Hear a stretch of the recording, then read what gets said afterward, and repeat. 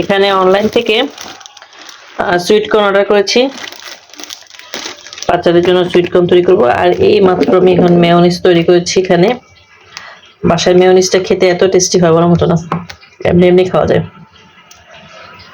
খুবই মজা ওই মেয়োনিজটা।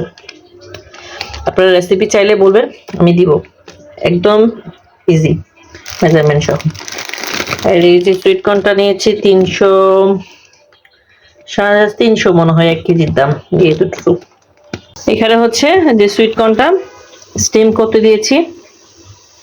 এই যে এটা আমি এমনি এমনি খেয়ে দেখেছি, আসলে অনেক মজা।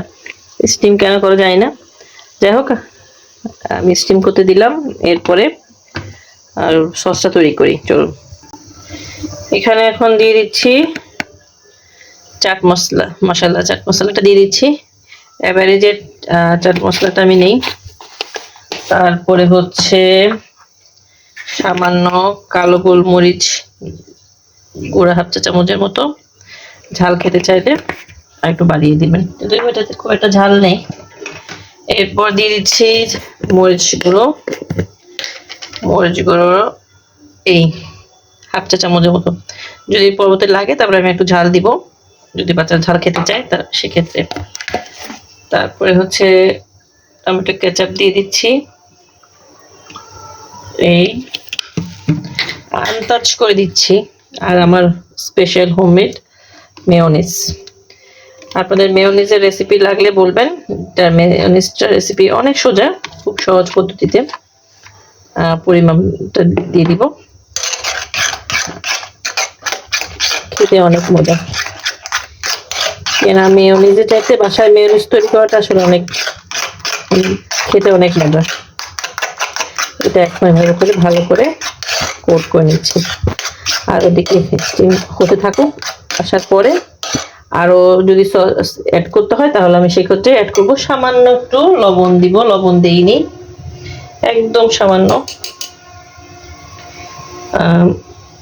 সস পরবর্তীতে অ্যাড করতে চাইলে আমি আবার অ্যাড করবো। আপাতত এতটুকু মেখে নেই।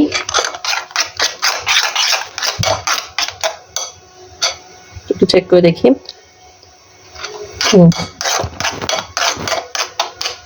চাট মশলাটা দেওয়ার চেষ্টা করবেন, এতে একদম টেস্টটা খুব চেঞ্জ হয়ে যায়, খুব টেস্ট আলাদা লাগে।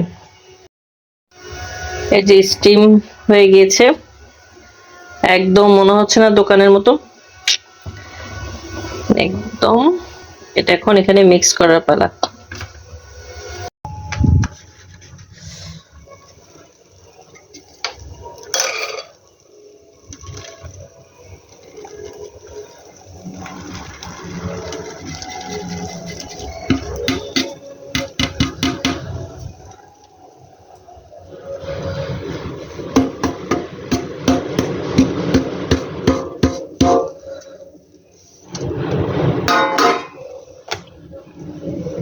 এবার মিক্স করার পালা।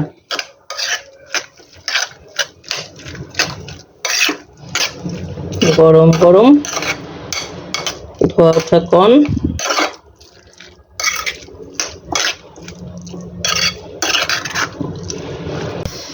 বাসায় 1 টাইম কাপ থাকলে ভালো হতো, তাহলে ওদের মতো প্রেজেন্টেশনটা করতে পারতাম। বাসায় 1 টাইম কোনো কাপ নেই, বাটিতে সার্ভ করতে হবে।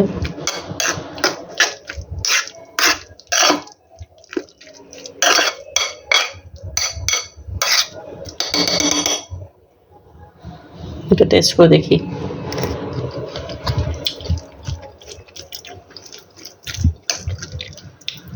সবকিছু ঠিক আছে, ঝালটাও আমি কিন্তু একটু বাড়িয়ে দিয়েছি। হ্যাঁ, তখন একটু ঝাল কম ছিল। এবার এভাবে করে এই যে তৈরি হয়ে গেল হোমমেড সুইট কর্ন। আর দোকান থেকে, মার্কেট থেকে কিনে খেতে হবে না, আপনি ওই যে 1 কেজি কিনলে অনেক দিন খেতে পারবেন।